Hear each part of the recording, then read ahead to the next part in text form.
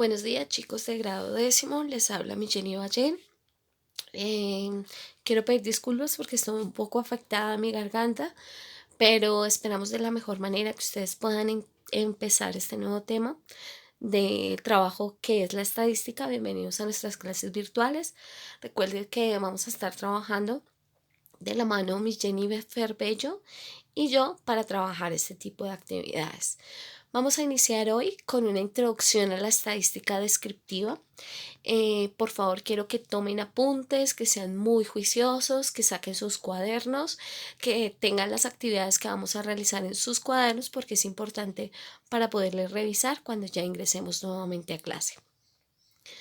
Nuestra agenda de clase, tenemos una reseña sobre la estadística. Tenemos unos conceptos sobre estadística, unos ejemplos de población y muestra y algunas actividades que vamos a desarrollar durante la clase. Vamos a iniciar con desde dónde proviene la estadística o qué es lo que se trabaja en estadística.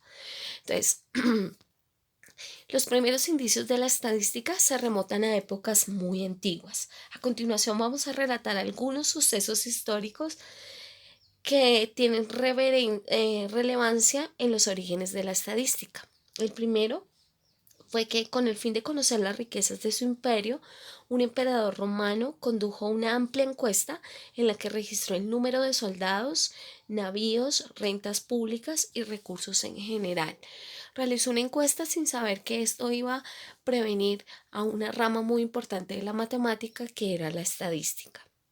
Luego, Sargón II, un rey de Asiria, fundó una biblioteca en Nínive en donde se guardaban tablillas de ladrillo con inscripciones cuneiformes de poemas, hechos históricos y religiosos, y también algunos datos estadísticos sobre población, producción y cuentas de medicina y gastronomía. Entonces, también utilizó algunos conceptos estadísticos que de pronto en ese momento no tenía ni idea.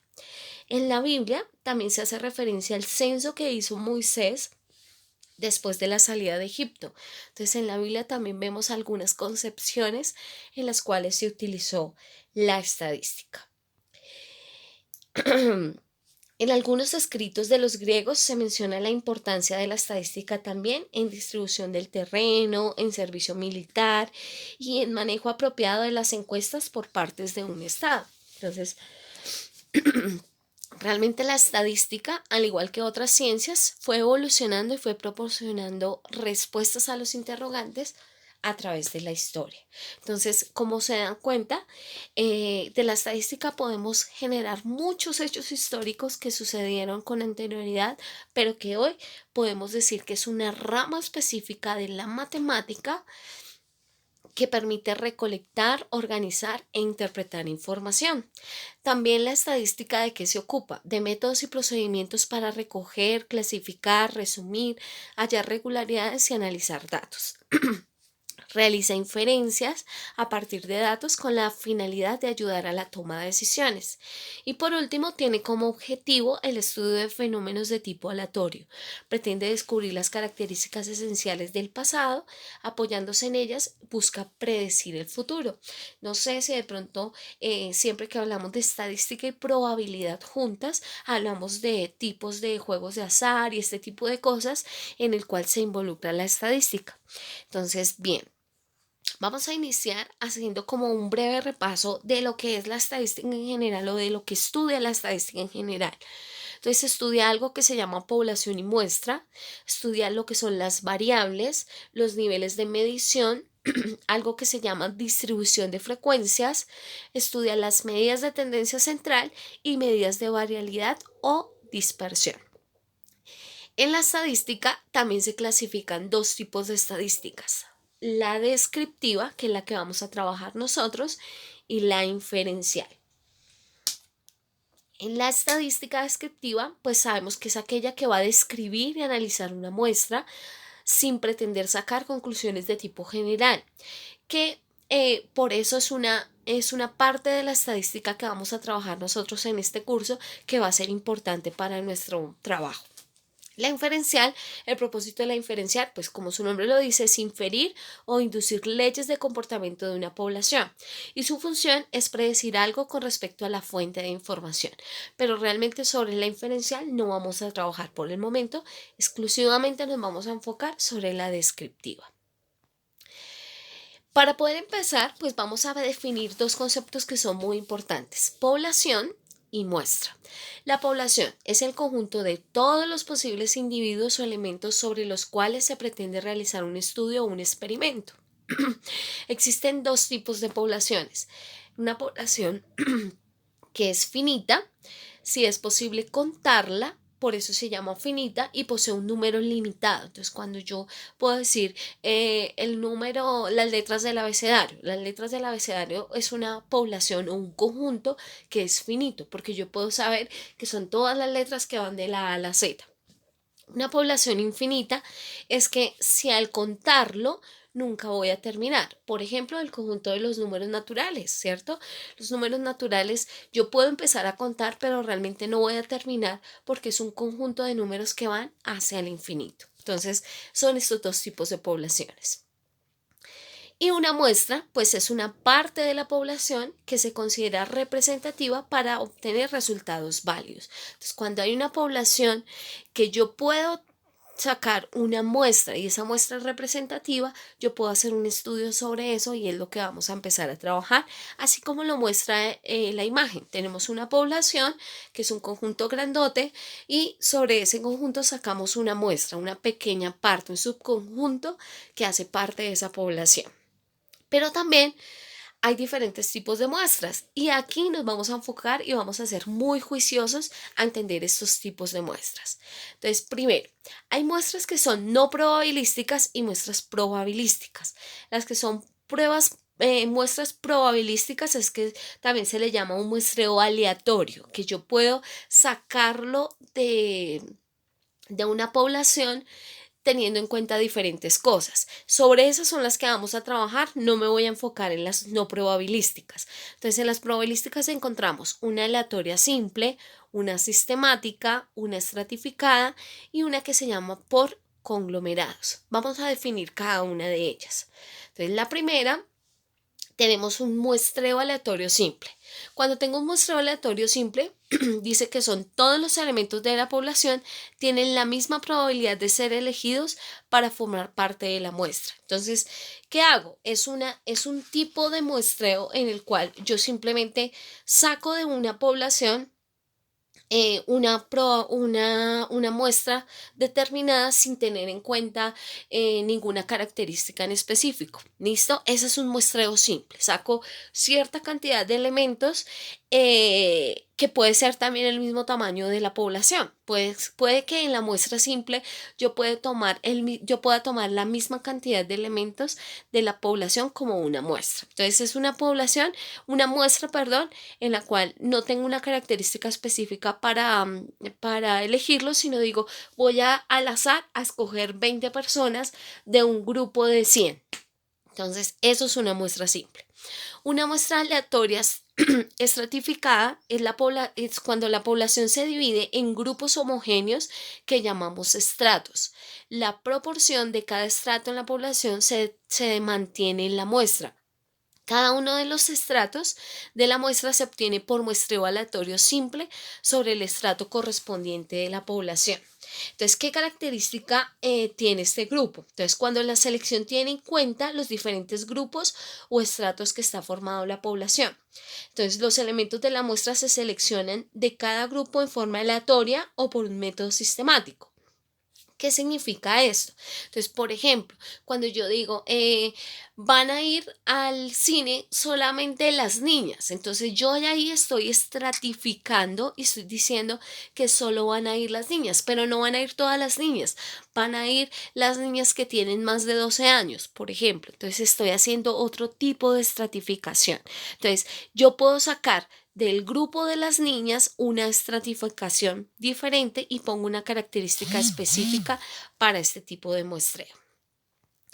La siguiente es una muestra sistemática. Cuando hablo de una muestra sistemática es cuando yo selecciono una muestra al azar, pero a partir de alguna característica en específica. O sea, quiere decir que cuando los elementos son seleccionados, se seleccionan de una manera ordenada. En este caso, la población se encuentra organizada, no sé, de pronto por algún código, ya sea por una fecha, por una hora, por una orden de llegada o por cualquier otro aspecto. Yo digo, por ejemplo, los primeros 5 que envíen la tarea, les pongo 10, les pongo 5, perdón. Entonces, cuando yo hago algo sistemático es cuando hago un orden para escoger la muestra. Entonces yo voy a decir, los primeros 10 en entregar la tarea se van a ganar un punto para la prueba de acreditación. Que dice, toman una muestra de todos ustedes, pero lo realizo de manera organizada. Esas son las muestras sistemáticas. Y las muestras por conglomerados, que son un poquito más complejas, son las que dividen la población en distintas secciones o conglomerados, como su nombre lo indica.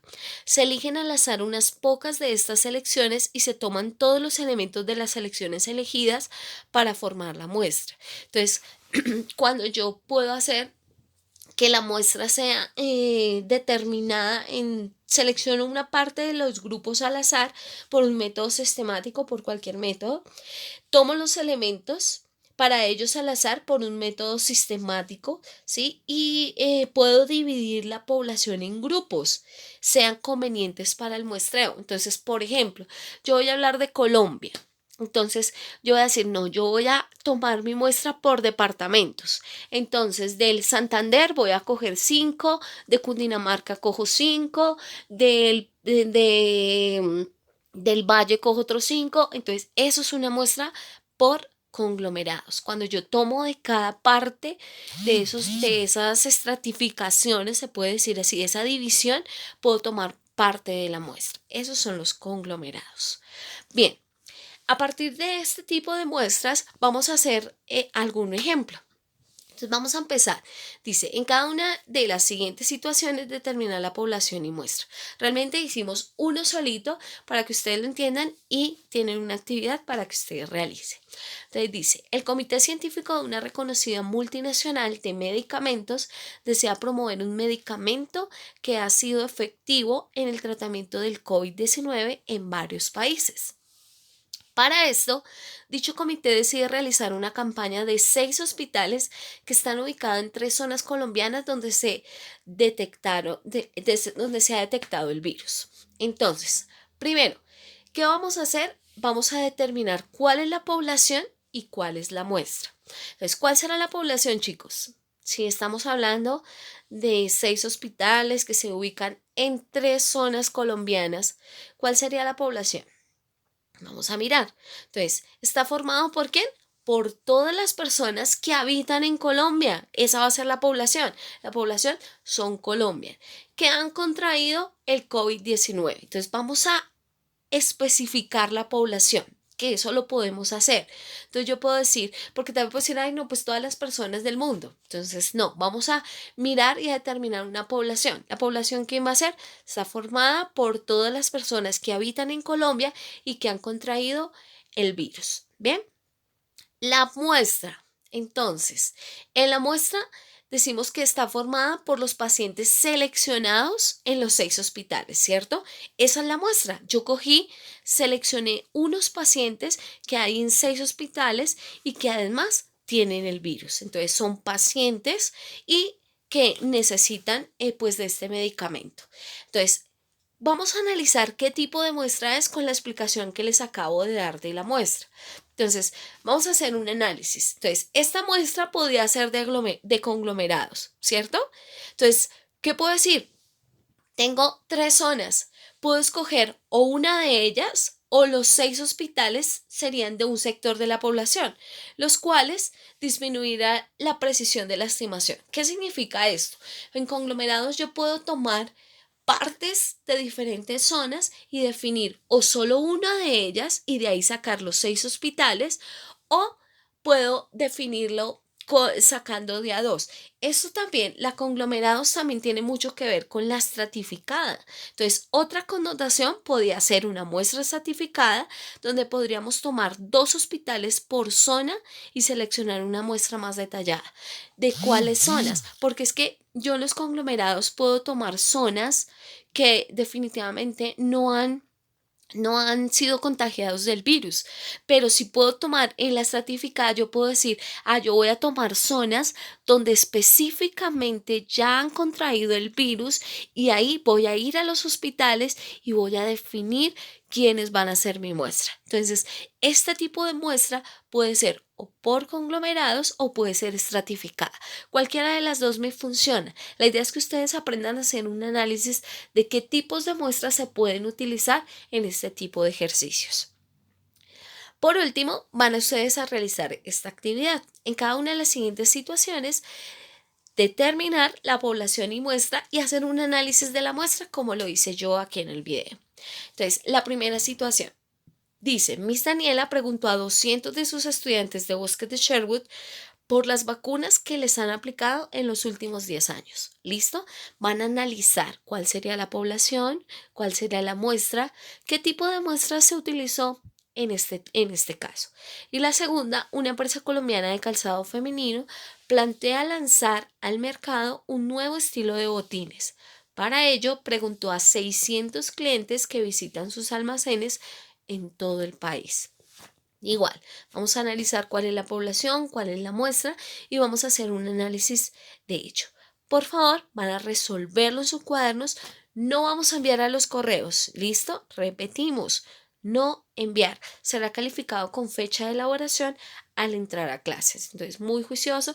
Usted va a escribir actividad del día 25 de marzo y simplemente va a hacer su tarea y la va a tener ahí. El día viernes vamos a estar disponibles para resolver algunas dudas sobre esta temática.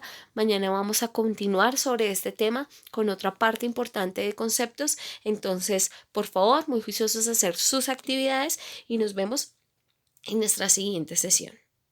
Bendiciones.